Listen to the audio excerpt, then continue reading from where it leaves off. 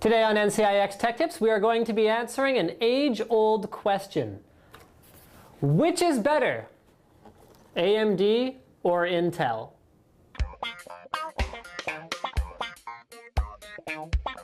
As you're probably aware if you're watching NCIX Tech Tips, Intel and AMD are both microprocessor companies. They design them, and in Intel's case, they actually even manufacture them themselves. So how can you really say, well, one of them is better than the other? I mean, you can compare them in a lot of different ways. You can say, well, Intel has a much greater market share than AMD, or you can say that AMD at certain price points presents an outstanding value compared to the Intel solutions that would compete with them. But the reality of it is that this technology is constantly changing, and it's never as simple as saying one company is great and the other one is terrible, or vice versa. So I'm going to introduce you to the concept of leapfrogging, and that's what AMD and Intel, and actually many competing companies do, whether you're manufacturing cars or microprocessors or skateboards. You're always trying to find an edge where you can outcompete your competitors. So these two are great examples. In my right hand, I have the AMD Phenom 2 1090T, and this is a pretty unique product because it has 6 processing cores. That's right, 6 processing cores at a price that is about 1/3 the cost of a competing Intel 6-core processor. That's pretty outstanding, right? But then we've also got the Core i7-930. This is a quad-core processor from Intel that supports triple-channel DDR3 memory, which is more than anyone else on the market, because they're Intel and they lead in a lot of ways like that. And it's also one of the highest performing quad cores on the market. Well, that's pretty impressive too. Maybe you should go with one of those then. Basically, what we're going to talk about today is that it's never that simple. To add to the complexity, it's not as simple as it used to be in that it used to be you could take one processor from AMD, and if it ran at 1 gigahertz, then that was definitely faster than an Intel processor that ran at 900 megahertz. It used to work that way, but it's not anymore. Now you have to factor in how many cores, how efficient the architecture is overall, and a number of other things. What about features? Here's an example. AMD has their 6-core, which is an unlocked processor. That means it's easier to overclock than Intel's quad-core, not unlocked processor. Does that mean it's better?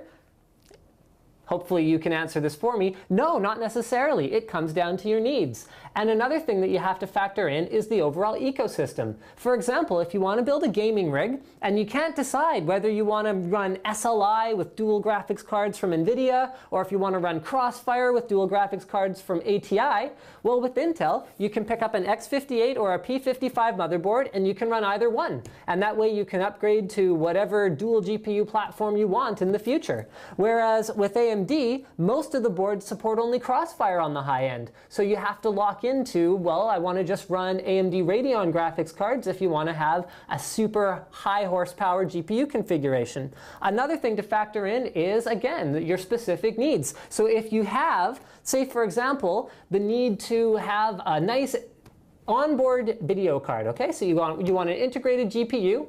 You want something that runs with very little power consumption, maybe for a home theater PC. You know what? The reality of it is, right now AMD has the better solution on the market. Their 880G chipset is outstanding. You pair that with a low power CPU, and you've got like just a killer home theater PC, or whatever it is you're trying to do.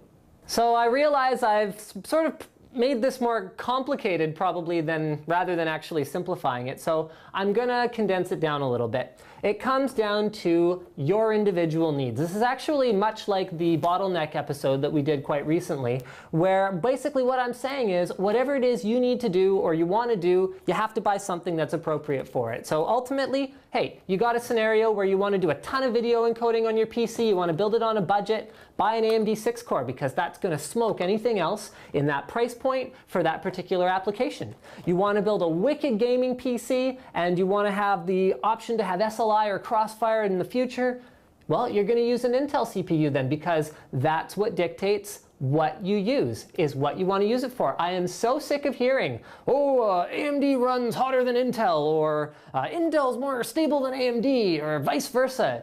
It's just not true. It's not that simple. It comes down to the individual products your individual needs and the platform you want to run on. I mean, here's a perfect example. AMD supports DDR2. Intel, with all of their current generation products, does not support DDR2 at all. So hey, you got some DDR2 lying around, you want to use it in your new machine? Great. Grab an AMD 6-core. Now you've got a cutting-edge processor. You can upgrade to DDR3 later if you feel like it, but now, on a budget, you've got your new machine up and running. So there you go. That's the answer in a nutshell.